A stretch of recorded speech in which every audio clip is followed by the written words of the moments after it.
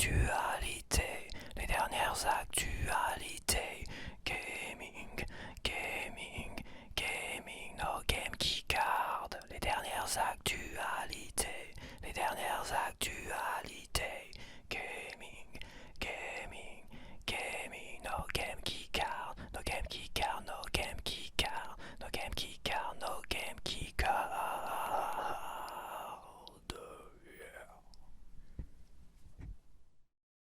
Bonsoir, bienvenue dans ces dernières actualités gaming.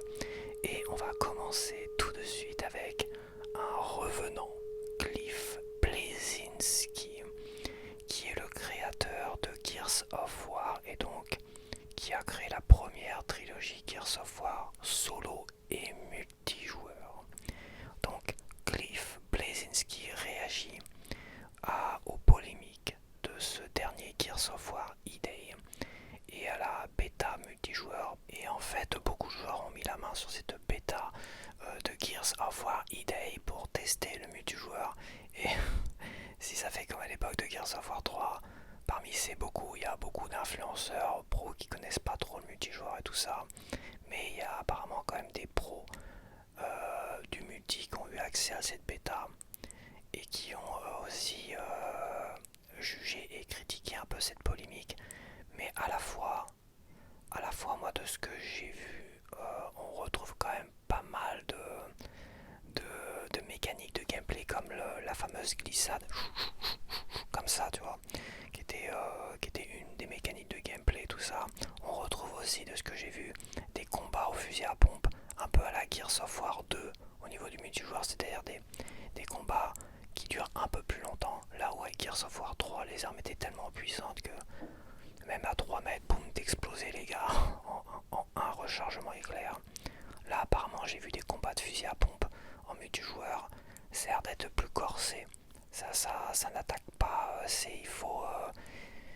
y a, ces duels au fusil à pompe, on va plus parler de duels au fusil à pompe, était quand même une des marques intéressantes de ce Gears of War 2 à l'époque au niveau du multijoueur. Et en mode leader c'était important parce que quand tu étais leader et qu'il fallait que tu te défendes avec le fusil à pompe et tout ça, t'avais même un succès pour avoir des frags, t'avais même un skin d'arme que tu pouvais récupérer en tuant un maximum. Ah non, le skin d'arme c'était Gears of War 3. Non, c'était pas Gears of War 2. Peu importe. T'avais un succès, par contre. Je crois que t'avais un succès comme ça. Il fallait en tant que leader tuer une dizaine de gars ou une vingtaine de gars. Bref, Gears of War 3, le problème c'est que les armes étaient trop puissantes, trop cheatées, comme j'ai tendance à dire. Ça posait un problème. Là, de ce que j'ai vu, hein, après j'ai vu 5 minutes ici ou là, c'est qu'à un moment donné, t'as encore ce principe de glissade. C'est un principe un peu qui fait un peu peur et qui, les autres ils sont pas contents. Ah, c'est nul, Gears of War, les gens ils font leur glissade et tout ça. Ouais, bon, il y a une technique pour les niquer ces gens-là en fait. La technique c'est, t'as le gars dans une sorte de couloir, il fait une glissade d'un côté et d'un autre. Et là, puis il tire au fusil à pompe en même temps, il déglingue tout le monde. Toi, tu te stabilises au milieu du couloir, tu pointes avec ton fusil à pompe, comme ça.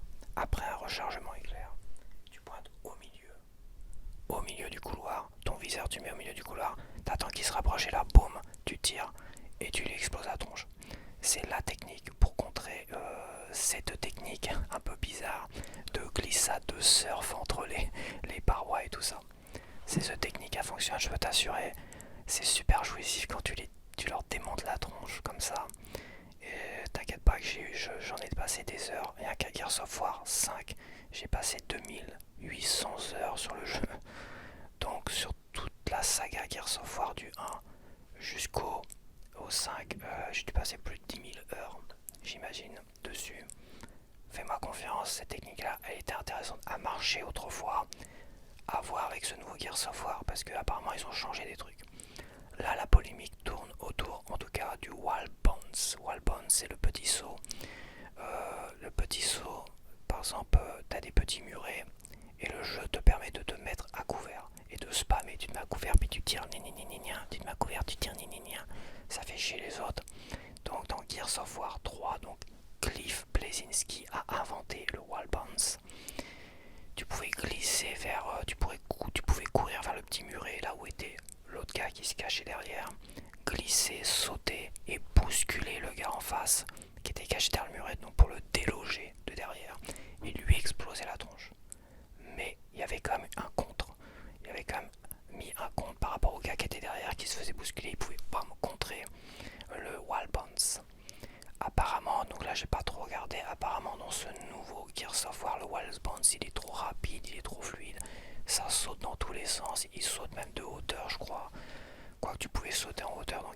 5. Hein. Bref, apparemment il pose problème. Il est trop intense. Il n'y a pas de limite apparemment Wall Bounce. Là où avec ce Wall Bounce de Gears of War 3, qui est à peu près le même dans le 4 et le 5, il n'a pas trop bougé, hein, j'ai l'impression. En fait, tu pouvais déjà le contrer. J'espère qu'ils ont laissé le contre. Mais aussi ce que tu pouvais faire, parce que le contrer, des fois, t'étais pas très réactif, mais c'était un peu chiant. Moi, je loupais souvent le contre. Qu'est-ce que je faisais? Je vois le gars, tu prévois ce que va faire le gars à l'avance, tu le vois essayer de glisser, et une fois qu'il accroche au muret, ou même un petit peu avant, tu enclenches le wall bounce. Et en fait, à ce moment-là, moi, ce que je fais, à un moment donné, faut avoir un bon timing, tu te recules du muret, tu sors de ta couverture, tu te mets à côté, et le gars avec son wall bounce, en fait, il était coincé dans la mécanique, en fait. Et oui, une fois qu'il a entamé sa glissade et qu'il a enclenché le wall bounce, il ne peut plus rien faire, il est obligé d'aller jusqu'au bout du wall bounce. C'était très rigolo, en fait. T'es pas obligé de le contrer. Le plus marrant, en fait, tu le regardes comme ça, tu fais ton rechargement éclair, ton fusil à pompe. Bon, c'est rapide quand même, attention, c'est une histoire de quelques secondes. Et une fois qu'il est posé, il a posé pied à terre après le petit saut du muret, bam, tu l'exploses la gueule parce qu'il est bloqué dans son schéma de wall bounce. Et je pense que c'est ça qui doit poser problème dans le nouveau Gears of War ID, c'est qu'à un moment donné, tu peux arrêter, quand tu as enclenché ton wall bounce, à mon avis, tu peux modifier, tu peux changer, tu peux continuer à réagir, à bouger, tout ça. T'es pas bloqué dans cette mécanique du wall bounce, tu vois. Je pense que ça doit être ça le problème. Ça doit sauter dans tous les sens et tout ça. Cliff Bleszinski a réagi donc à cette polémique du wall bounce dans le dernier Gears of War. Il pense que ce wall bounce est arrivé au point de dominer trop le versus et de déplacer les autres formes de jeu, ruinant l'expérience pour ceux qui tentent de jouer à Gears de manière plus traditionnelle. Donc apparemment, moi j'ai pas mis la main dessus, mais apparemment le wall bounce est trop problématique. Il est pas bloqué dans une mécanique, tu peux pas le contrer facilement. Et le contre, je pense qu'il y est toujours. Mais à mon avis, j'ai entendu dire qu'il y avait un enchaînement de wall bounce. Il y a plein de petits murs et tu pouvais boum sauter comme ça.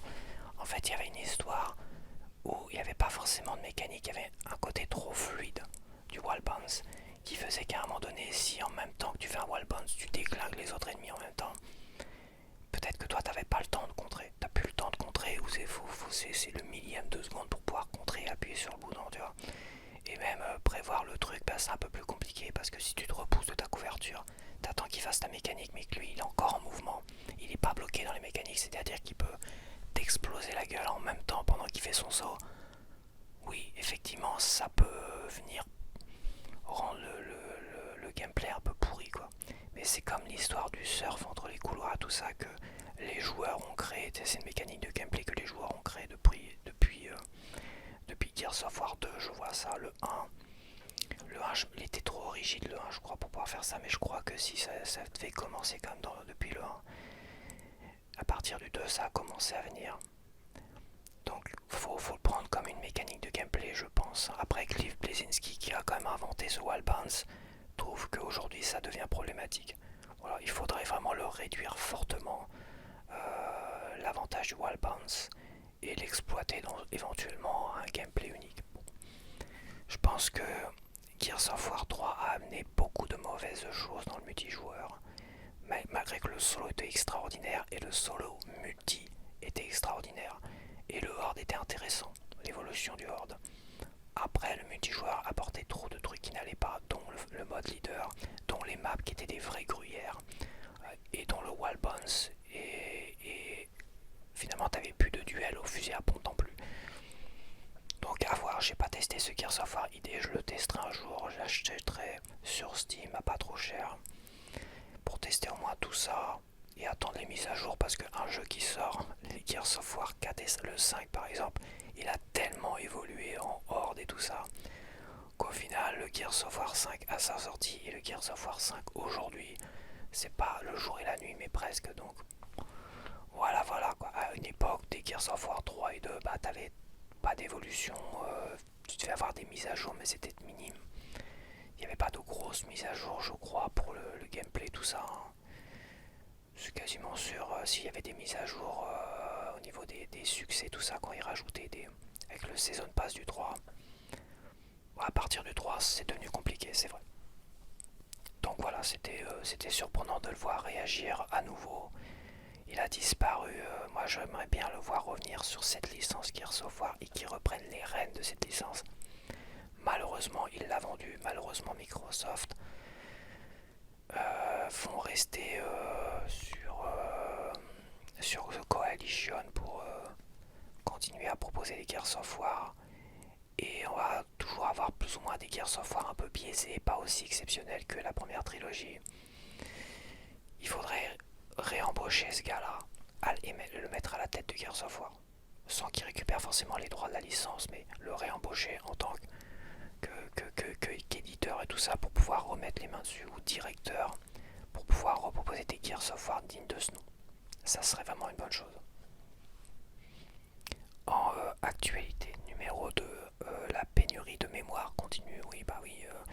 Donc les trois principaux fabricants de RAM, Samsung, Micron et Hynix, ont déjà réservé leur capacité de production pour 2027. Donc toujours pour créer de la RAM spécialement IA. Donc par 2027, les prix vont continuer à augmenter encore et encore. Personne ne va les arrêter pour l'instant. Apparemment, ils se donnent le droit alors qu'ils ont, ils bloquent le marché. En fait, le problème c'est qu'ils bloquent totalement le marché. Et ça devient un problème. Il va falloir à un moment donné que la justice passe par là. Apparemment, ça va peut-être mettre du temps. Parce qu'ils sont en train de totalement bloquer le marché et ils ont la main mise sur totalement le marché de la RAM à eux trois.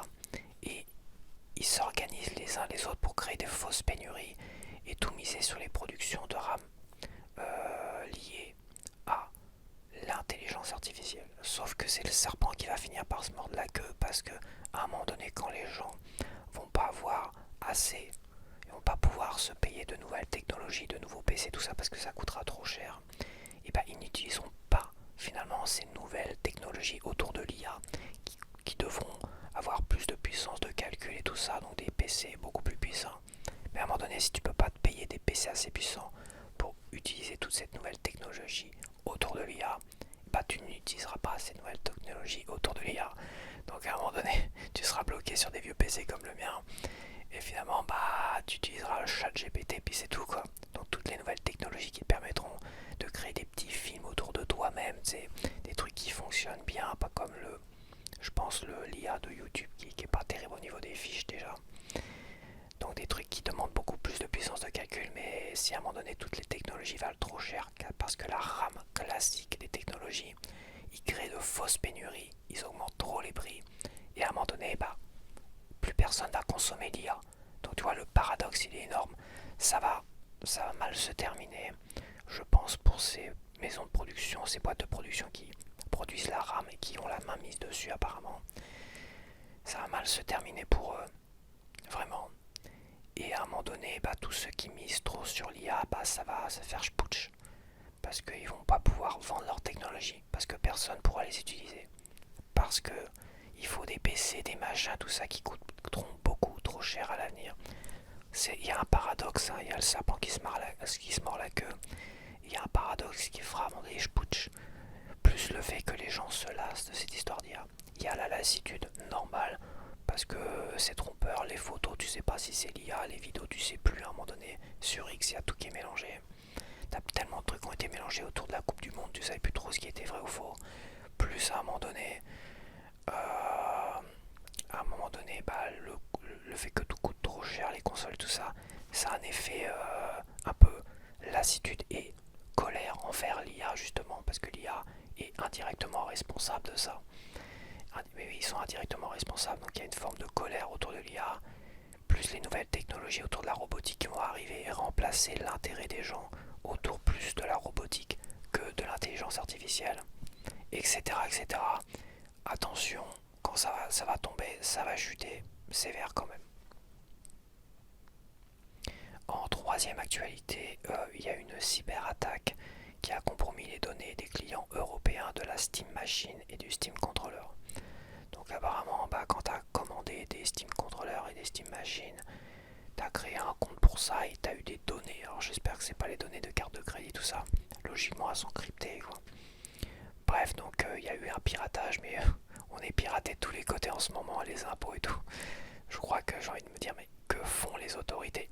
J'ai l'impression qu'ils ne font strictement rien, à part nous mentir, nous cacher toujours un peu plus la vérité et tout ça. Donc je sais pas ce qui se passe, mais une chose est sûre, on se fait pirater de tous les côtés. J'en avais déjà parlé dans des vidéos, plus sur les sujets d'actualité générale, où il y a comme une volonté, j'ai l'impression, des gouvernements européens et de l'Europe d'avoir toutes les données les plus complètes sur tous les gens pour pouvoir créer des fichiers complets sur tous les gens et pour savoir, pour pouvoir nous fliquer H24 en fait, savoir ce qu'on dépense, ce qu'on fait, machin, tout ça. Oui, il y a des théories du complot qui ont l'air de dire que c'est les gouvernements européens qui sont à l'origine de tous les piratages qui existent aujourd'hui, dont les impôts récemment. À voir.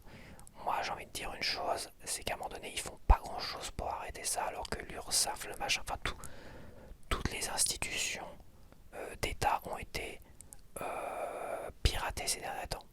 Et encore le pass numérique, j'en avais parlé, je me suis dit qu'on va être obligé d'avoir un pass numérique sur internet et tout ça pour pouvoir accéder finalement à tous les réseaux sociaux. À un moment donné, quand ça se fera pirater comme tout le reste, et ben on se fera pirater nos identités. Et là, ça sera une catastrophe, ça sera une hécatombe, hein, je te le dis tout de suite. Hein. Il y a un gars qui va pirater ton identité, qui va mourir, Toi, tu vas être considéré comme mort, et pour récupérer la vie, ton identité, bah ça sera foutu. Si un autre gars commet un crime avec ton identité, c'est toi qu'on viendra arrêter, gars. Enfin bref, etc., etc. Je pense que ça va être la foire en neuneu qu'on se fera pirater. Là, il y a quand même deux choses importantes ces dernières semaines par rapport au piratage. Tous les impôts, les machins, c'est tous fait pirater, hein, faut pas se leurrer, c'est pas juste quelques personnes. Je pense que tous ceux qui payent des impôts, qui déclarent et tout ça, se sont fait pirater. Après, il y a aussi le pass numérique que Macron voulait nous imposer, et pas que Macron d'ailleurs. Donc, imposer à tout le monde d'une certaine manière un contrôle d'identité. Il a été retoqué par le Conseil constitutionnel, ce qui est bizarre. Car le Conseil constitutionnel, quand même, qui est maintenant un peu pro-macroniste, faut le dire, doit logiquement valider tout ce que Macron propose. Et là, ça n'a pas été validé. Pourquoi? C'est parce qu'il nous prépare un truc là. En tout cas, il a insisté pour qu'il y ait une nouvelle loi qui repasse avant printemps 2027, donc avant les élections présidentielles. Il prépare un mauvais coup. Attendons de voir.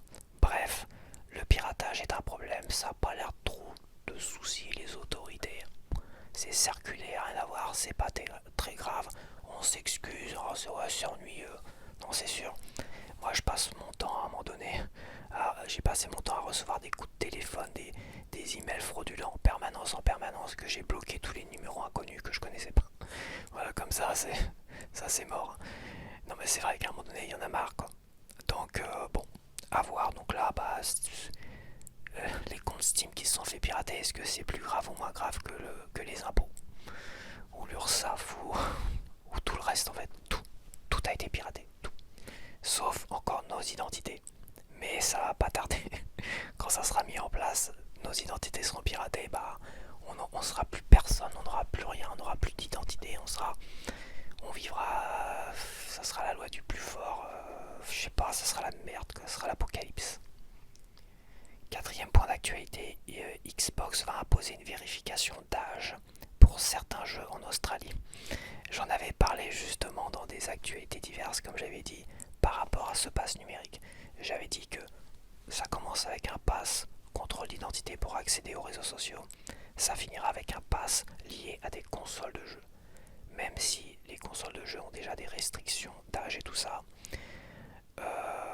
on va venir comme là en Australie, où il va falloir passer son identité. On aura une identité sur téléphone, un QR code, on va revenir avec des QR codes du pass sanitaire. Ça y est, ça c'est bizarre, ça revient en force, hein, le pass sanitaire. Donc là, le pass numérique, pour jouer à ta console de jeu, on faudra à un moment donné obligatoirement avoir une petite caméra liée à ta console, cling cling, et il faudra passer ton pass d'identité, clac clac, devant la caméra de ta console pour dire c'est bon, t'as l'âge nécessaire pour jouer au jeu. Et ça va fliquer finalement tous les adultes, parce que pour vérifier l'âge d'un gars qui a pas l'âge en fait. Il va falloir vérifier l'âge de tout le monde. C'est ça le problème du pass numérique, c'est tout le monde devra avoir un pass numérique, sinon tu ne pourras pas accéder aux réseaux sociaux, pas accéder à ta console. C'est en Australie pour l'instant qui ont déjà le pass numérique depuis un moment.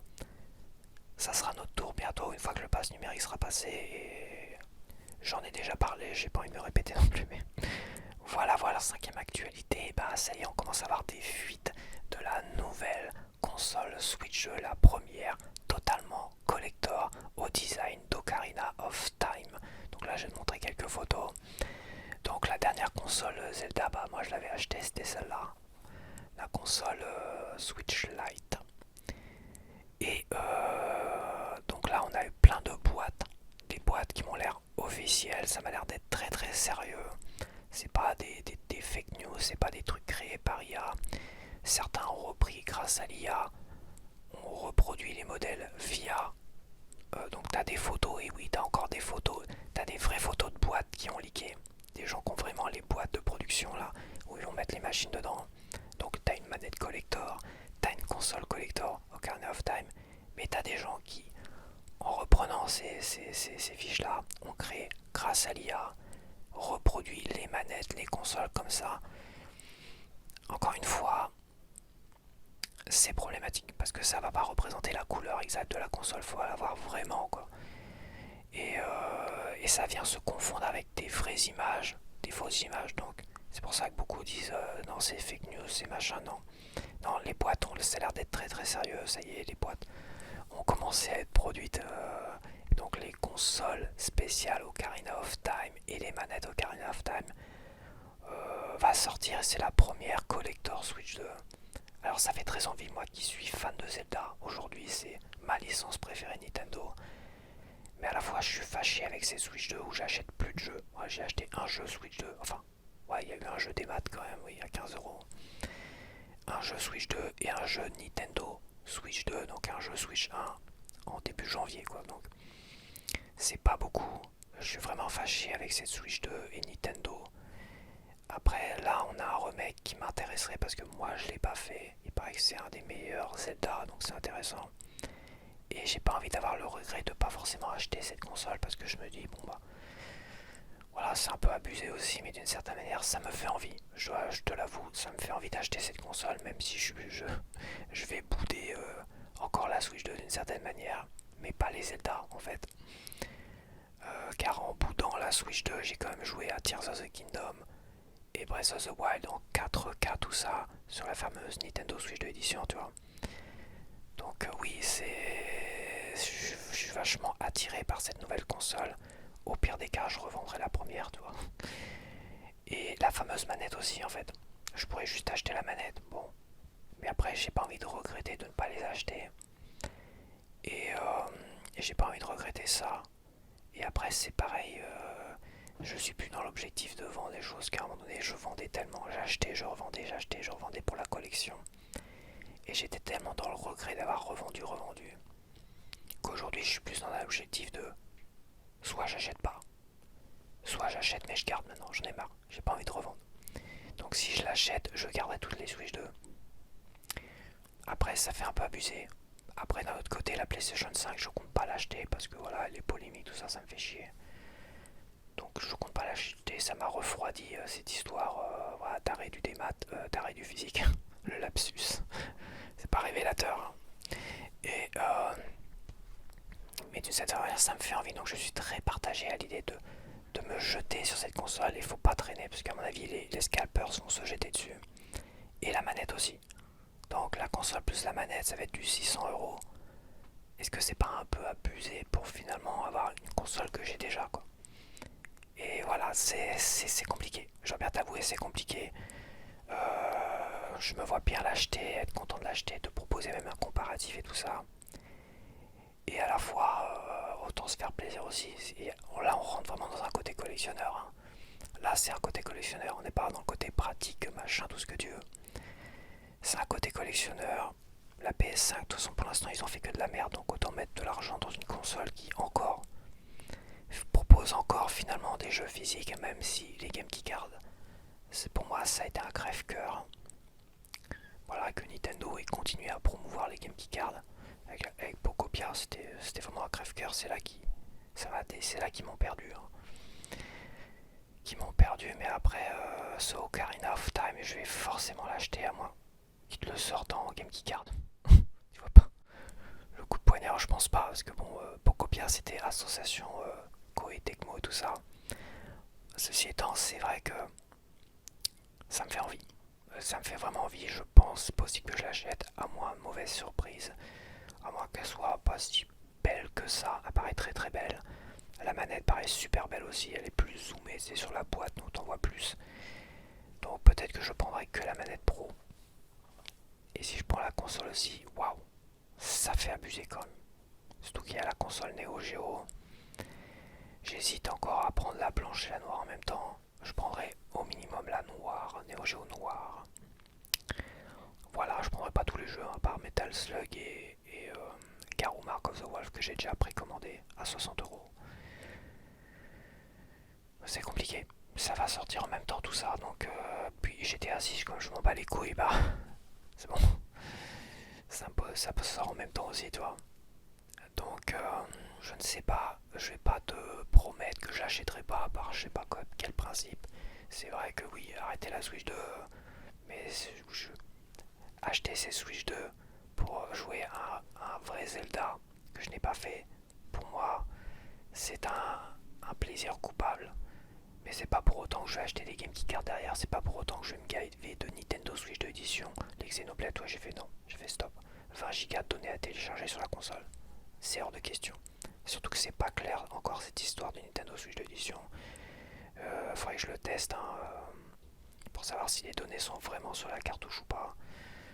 Bref, donc à l'avenir, ça sera, comme je dis, un Zelda, un machin, tout ça. Donc acheter à nouveau la console, plus une manette pro pour un Zelda, un machin, tout ça. Et des jeux Nintendo Switch 1, parce que oui, j'ai acheté quand même beaucoup de Nintendo Switch 1. Et il y en a qui arrivent comme Bomberman. Et Silk Song. Puis c'est tout. Shenmue 3, je pense que je me paierai, ce qui apparemment il sera en pleine cartouche aussi. Mais c'est pas beaucoup, quoi. C'est pas beaucoup. Le problème, ça reste encore les Game Key Cards. Il faut vraiment s'en débarrasser pour retrouver un mood positif, pour ma part en tout cas, et retrouver de l'intérêt à cette Switch 2 qui pour ma part, bah, je l'ai perdu, quoi. Je l'ai perdu depuis l'annonce de Pocopia en Game Key Card et l'annonce de Nintendo qui nous vendait les Game Key Cards. Pour moi, ça a été le crève-cœur, ça a été le coup dur. Et aujourd'hui, je suis plus derrière. C'est ce qui pourrait me faire à la dernière minute me dire non, j'achèterai pas la console, j'achèterai éventuellement la manette pour jouer au jeu avec toi. Et le jeu, s'il sort en pleine cartouche. Mais j'achèterai peut-être pas la console, mais après je peux le regretter. Et j'ai pas envie de regretter car Zelda, ça commence à être ma licence de cœur. Nintendo, vraiment. Surtout là, après l'intégrale de presse et Tears of the Kingdom en 4K sur ma télé, ça a été waouh, ça a été génialissime, quoi. Ça a été génialissime, malgré les défauts évidemment.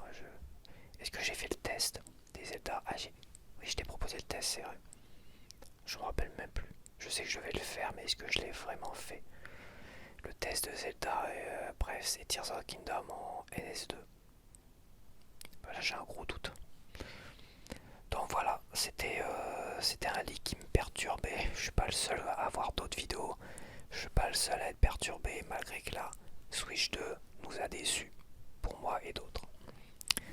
Mais là, c'est vrai que bon, mon côté collectionneur en plus, il vient me titiller. C'est attention scalpers, attention raté, attention de ne pas regretter de ne pas l'acheter, etc., etc. En sixième point d'actualité, GTA 6. Donc GTA 6 sur Netflix.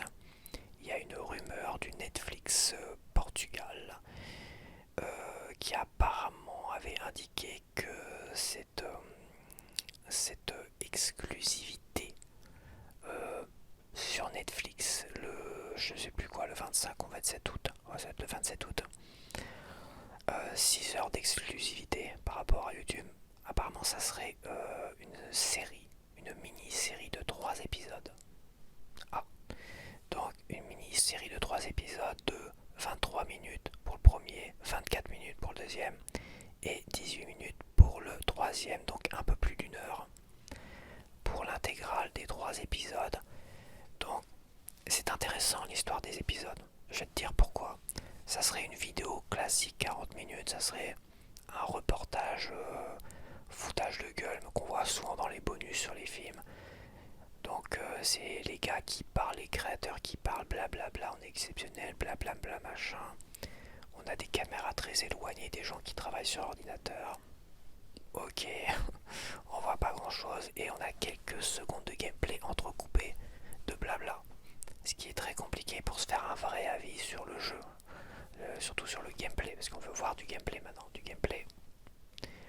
Là, avec l'histoire des 3 épisodes, c'est intéressant parce qu'en fait, j'imagine comment ils peuvent intégrer finalement les vidéos. Qu'est-ce qu'ils vont proposer dans les vidéos? En fait, l'histoire des 3 épisodes, à mon avis, je pense qu'ils vont revenir plus sur l'histoire de GTA 6 et du déroulé de GTA 6. Peut-être que dans le premier épisode, on va voir les débuts de GTA 6, tout ça avec du gameplay, avec du blabla évidemment, blablabla, on est exceptionnel avec des gars, avec leurs grosses 2T dégueulasses. Et deuxième épisode, on va aller plus dans le fond du gameplay, j'imagine. Bah oui, premier épisode, on raconte un peu l'histoire, ce qui va se passer au début, sans spoiler. Deuxième épisode, on va parler vraiment du gameplay, du graphisme et tout ça. Et le troisième épisode, qu'est-ce que ça pourrait être ça, je pense que ça va être une histoire des bonus, des machins, de précommande. Ouais, va falloir vendre des choses, donc j'imagine. Donc l'histoire des épisodes peuvent laisser supposer qu'on va voir du gameplay. C'est ça que je veux dire. Ça laisse supposer qu'on va voir vraiment du gameplay. Car avant, on pouvait encore dire qu'ils allaient nous mettre du blabla entrecoupé de 1 seconde de gameplay, tu vois. Puis c'est tout, nous faire encore mariner encore. Là, ça laisse comme supposer que en 3 épisodes, il va y avoir plusieurs sections. Une section peut-être totale blabla présentation, une section peut-être totale gameplay, une section totale bonus ou autre. Mais au moins, ça laisse quand même envisager enfin du gameplay sur une vingtaine de minutes. Entrecoupé toujours des 2T à la con. Des 2T à la con, ouais, je sais. J'aime bien les insulter. Ça, c'est gratuit. C'est par rapport au fait qu'il est sorti en démat et qu'ils aient encouragé PlayStation, Sony à vouloir tuer le physique. Oui, je sais. Donc la dernière actualité, on va parler de la mise à jour des consoles Xbox. Donc il y a une mise à jour le 12 août des consoles Xbox. Alors je vais te dire tout de suite ce qu'il y a dedans. Il y a des nouvelles cartes de jeu Xbox 360 permettant de consulter les trophées, captures, progression et autres informations. Donc j'imagine dans le menu tu as des cartes de jeu et tu auras accès à toutes les informations comme les trophées, tout ça. Si un jeu Game Pass nécessite une mise à jour, vous pourrez y jouer via le cloud gaming pendant qu'il se télécharge en arrière-plan. Ok. Il sera désormais possible de restaurer des sauvegardes précédentes dans le cloud stocké sur Xbox Cloud directement depuis la console, pour le moment uniquement disponible avec Forza Horizon 6. La liste de souhaits passe à 1000 jeux. Il sera désormais possible d'ajouter des titres directement depuis leur carte. Ok. Les trophées Xbox 360 afficheront désormais des informations plus détaillées et les jeux Windows Phone apparaîtront dans l'historique des trophées. Ah ouais, on parle de carte 360, c'est bizarre. Ah oui, j'ai pas vu la première, ces nouvelles cartes de jeu Xbox 360. Est-ce que ça veut dire que tous les jeux Xbox 360 sont compatibles avec les nouvelles Xbox? C'est 2 générations avant, quoi. Et est-ce que les premiers jeux Xbox sont compatibles? Ouais, je pense pas. Je pense pas, sinon il y en a pas qui... Il y en a qui fantasmeraient pas sur l'idée que la nouvelle console qui va arriver serait compatible avec tous les jeux de la première Xbox à la dernière. Mais apparemment, les jeux Xbox 360 auront des cartes de jeu, des fiches, des informations plus détaillées, et les jeux Windows Phone apparaîtront dans l'historique des trophées. Et à la fin, nouveau patch dans la gestion des installations pour identifier si le jeu de base ou ses compléments proviennent d'un abonnement. Voilà, pour une mise à jour bien naze. Mais c'est intéressant parce que apparemment ça laisse sous-entendre que les jeux Xbox 360 seraient compatibles avec les dernières Xbox. Ce qui n'est pas inintéressant en soi. Tout dépend si le lecteur fait du bruit ou pas. Et tout dépend s'ils ont le même système que Sony, d'une certaine manière, c'est de télécharger des jeux. Ah non, ça non. Mais ça, c'est ce qui est envisagé avec la prochaine console Xbox. Et j'ai envie d'en parler un petit peu quand même avant de lâcher l'actu. C'est qu'à un moment donné, les rumeurs de la prochaine console Xbox, si elle sort, auraient bien un lecteur et permettrait un système de prendre tous tes jeux physiques de la première Xbox, après de la Xbox 360, donc la deuxième, Xbox One la troisième et la dernière, on va dire les Xbox Series, permettrait de prendre tes jeux physiques, de les intégrer dans ta console, de créer un code qui se générerait par rapport à ton disque, à ta galette. Ce qu'ils voulaient faire avec la Xbox One, je pense à l'époque, mais qui allait bloquer ton jeu. Là, ça allait pas bloquer ton jeu. Ça allait télécharger une version numérique avec code sur ton disque dur. Donc t'as plus besoin de ton jeu. Si tu le laisses dans ta bibliothèque en tant que collectionneur, et bah tu pourras continuer à ton jeu qui aura généré finalement une version des maths. Par contre, si ce même jeu tu décides de le vendre à un autre collectionneur et que celui-là pour le tester va le mettre sur sa console, va le lancer, ok ça fonctionne, même si il va juste le collectionner, ça va faire sauter ton code en fait. Ça va générer un code par rapport à tel exemplaire de jeu, parce que chaque exemplaire de jeu a un code précis, je pense à un code source précis, qui les différencie les uns des autres, même s'ils sont produits à des millions d'exemplaires. Et en fait, à l'époque de la Xbox One, c'était un peu le principe qu'ils voulaient mettre en place. T'achetais un jeu neuf sur CD, il était dessus, tu vois. Tu mettais dans ta galette, boum, ça générait un code et ça bloquait ton jeu. Tu pouvais pas ni le prêter, ni le revendre ou quoi que ce soit. Là, ils repartent sur un système comme ça, sauf que apparemment tu pourras toujours garder dans ta collection. Tu pourras le prêter, mais si tu le prêtes, ça fait sauter ton code, tu peux pas jouer à ton jeu. Ça fait comme prêter un jeu des maths en fait. Et si tu le revends, ça fait pareil. Une fois que le jeu est lancé dans une autre console, faut qu'elle soit connectée à internet. Par contre, bam bam bam bam, tac tac tac tac tac. Donc le principe est très intéressant parce que ça te permet finalement de garder des collections entières de CD, de générer des codes, puis avoir un CD qui tourne, qui couine dans ta console. Et à la fois, je trouve que c'est très intelligent de la part de Xbox s'ils faisaient vraiment un truc comme ça. Déjà d'une, tous les collectionneurs, les gens pro physiques on va dire, ceux qui ont des collections de jeux de la première Xbox, deuxième, troisième, quatrième, permettront finalement de racheter leurs jeux. Moi ça me permettra de racheter Panzer Dragon, de l'avoir en physique, tu vois, un jeu que j'adore sur la première Xbox, qui est jamais ressorti nulle part. Ça me permettrait de le racheter, de l'avoir dans mon collection en tant que, voilà, ça me permettrait de l'avoir là, de créer un jeu numérique, boum, et de pouvoir y jouer sur la prochaine console Xbox. Sans bruit, sans rien, sans être obligé de racheter la vieille Xbox et d'acheter des boîtiers qui permettent de jouer en 4K, tu vois. Donc, c'est quand même pas mal dans le principe, c'est-à-dire que là, ils sont en train de faire revenir vers eux tous les collectionneurs de jeux physiques de la première Xbox à aujourd'hui. Ce qui est pas mal. Dans le principe, c'est très très bien. Dans le principe, c'est très prometteur. Si vraiment ils ont ce principe-là, ça pourrait me faire acheter la prochaine Xbox et récupérer Panzer Dragon Horta de la première Xbox, même le premier Halo pour jouer au premier Halo. Par contre, les polémiques autour de Halo, campagne Evolve avec les VF dégueulasses et compagnie, ça c'est pas terrible. D'ailleurs, les ventes sont pas terribles non plus. Hein. Pour un jeu aussi exceptionnel, les ventes sont pas terribles et il y a toujours les mêmes influenceurs pro qui jouent en mode facile et qui disent ah, l'IA est pas terrible sur. Enfin, l'IA des ennemis, hein, tu vois, l'IA d'ennemis pas terrible parce que c'est trop facile. Ouais. Faut qu'ils apprennent à jouer à un jeu. Hein. Déjà, pour commencer, on joue pas en facile à des jeux. À part si t'es un gamin de 5 ans, quoi, à la rigueur. C'est jouer au moins au mode normal et voir des jeux comme ça joue en légendaire. Halo, ça se joue en légendaire. Bah, c'est pareil, on retrouve les mêmes critiques d'influenceurs à la con qui jouent qu'en mode facile et c'est trop facile. Ouais, c'est bon, dégage. Tu me saoules. Bref, de toute façon, la polémique, c'est surtout autour de l'IA et de la VF qui est dégueulasse. C'est pas parce que la VF de l'époque n'était pas extraordinaire. La VF de l'époque, elle était culte, elle est nostalgique. C'est ça le truc. Il y en a qui reprennent la VF de l'époque et qui la comparent à la nouvelle VF qui est quand même dégueulasse, faut le dire. Ils disent ouais, elle était pas si terrible que ça la VF de l'époque, alors fermez vos gueules. Non, non. Non, non, déjà il y a le côté nostalgique qui est très important. C'était la première voix de Cortana aussi, c'est pareil, c'est pas la nouvelle actrice.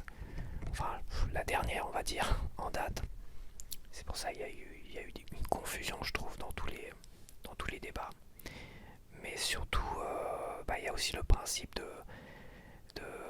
ils ont l'air de dire que c'est des vrais doubleurs, mais j'y crois pas trop. Je pense que c'est vraiment des trucs faits par IA. Et le principe de finalement nos doubleurs français qui sont malmenés parce qu'ils refusent de signer des contrats où ils pourront utiliser leur voix comme bon leur semble grâce à l'IA derrière. Ils ont refusé de signer ça.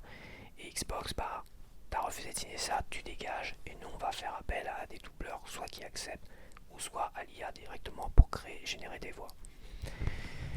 Ce qui crée des trucs bizarres dans les traductions, les adaptations des noms comme convenant au lieu de convenant, tu vois, bon. C'est très très bizarre. Bref, ça c'est pas terrible, ça me donne pas envie d'acheter la nouvelle console, tu vois. S'ils continuent dans ce sens-là, à quoi bon? Acheter la nouvelle console pour que acheter des vieux jeux, pourquoi pas? Mais tout leur nouveau catalogue de jeux, est-ce qu'ils vont continuer à nous faire chier avec des Game Key Disc comme Ubisoft? À un moment donné, il faut dire à Ubisoft, tap, hop, tu nous sors un vrai jeu, toi. Mais oui, les éditeurs, enfin les consoliers peuvent le faire. Peuvent imposer aux éditeurs tel format de jeu, puisque Sony va imposer à tous les éditeurs le total des maths à partir de 2028. Donc ils peuvent le faire, les consoliers. Je pense que Xbox, s'ils partent de ce principe-là, ils vont regagner des points dans mon cœur. Mais après, il va falloir quand même deux choses. Arrêter avec ces histoires d'IA et de VF dégueulasses, tout ça. Il va falloir respecter les joueurs et respecter la nostalgie des joueurs et de vieilles licences comme Halo. D'ailleurs, quand tu vois les ventes, à mon avis, je pense que là, ils sont pris un coup dans la gueule. Il va falloir aussi respecter le studio parce que c'est bien gentil, là, ils sont en train de dégager plein de monde parce que ça se vend pas, ils sont en train de faire du ménage. Mais ne pas respecter les studios, c'est aussi ne pas respecter les joueurs derrière aussi, d'une certaine manière. Parce qu'on se doute bien qu'ils vont pas remplacer tel ou tel créateur par un autre créateur. Ils vont les remplacer par l'IA, en fait, pour les aider. Donc c'est pas terrible. Donc l'avenir de Xbox se jouera beaucoup sur ça pour ma part. Sur le respect des doubleurs, le respect des joueurs, de ce qu'ils veulent, le respect de la nostalgie des vieilles licences. Et aussi le respect des studios et tout ça, et ne pas trop miser sur l'IA pour l'évolution des jeux. Car ça veut dire que si j'achète la prochaine console, ça sera vraiment que sur tous les vieux jeux qui sont bien sortis réellement sur physique et pas sur tout ce qui va sortir après. C'est pourquoi pas. Pourquoi pas. C'est un peu comme la Switch 2 aujourd'hui. Parce qu'aujourd'hui, je considère plus ma Switch 2 comme une Switch Pro pour jouer à tous les jeux Switch du catalogue de la première Switch. Car oui, je prends beaucoup plus de plaisir. Et il y a quasiment pas de Game Key Card sur Switch 1. Car tous les jeux qui sortent d'autres éditeurs, c'est quasiment que des Game Key Card à 80-90% aujourd'hui. Donc je suis déjà limité en soi. Donc ma Switch 2 c'est une Switch 1. La prochaine Xbox ça sera pour jouer à tous les vrais jeux des premières consoles. J'en ai encore plein de Xbox 360. Non. Donc pourquoi pas? Pourquoi pas? Mais attention, il y a un système aussi de attention de ne pas acheter pour récompenser, parce que acheter une console à 1000€, la prochaine ça sera 1000€. Déjà, le prix ça on va dire déjà balancer 1000€ dans un consolier qui nous pousse vers le total des maths d'une certaine manière et ne respecte pas tous les principes que j'ai dit là, ça serait valider cela. C'est comme aujourd'hui avec Sony. Acheter la console de Sony, ça serait valider l'arrêt du physique. Donc je peux pas acheter la console de Sony, acheter encore des jeux, même total physique, ça serait valider, ça serait donner de l'argent à Sony. Donc faut pas oublier qu'il y a le principe de on vote avec notre portefeuille. S'il y a des choses qui ne nous conviennent pas de tel ou tel éditeur, de tel ou tel consolier, on n'achète tout simplement pas. Voilà, c'est clair et net. Les Game Key Cards, ça me convient pas. Je ne les achète pas, même si elles sont pas chères, même si finalement on peut les revendre. Non, je ne les achète pas. Ça me dégoûte même d'acheter du Capcom ici ou là ou ailleurs. Square Enix c'est pareil, ils m'ont tellement dégoûté que j'ai même pas envie d'acheter sur PC, même à pas cher leur jeu. Electronic Arts, j'ai fait une erreur avec FIFA, je m'y reprendrai pas.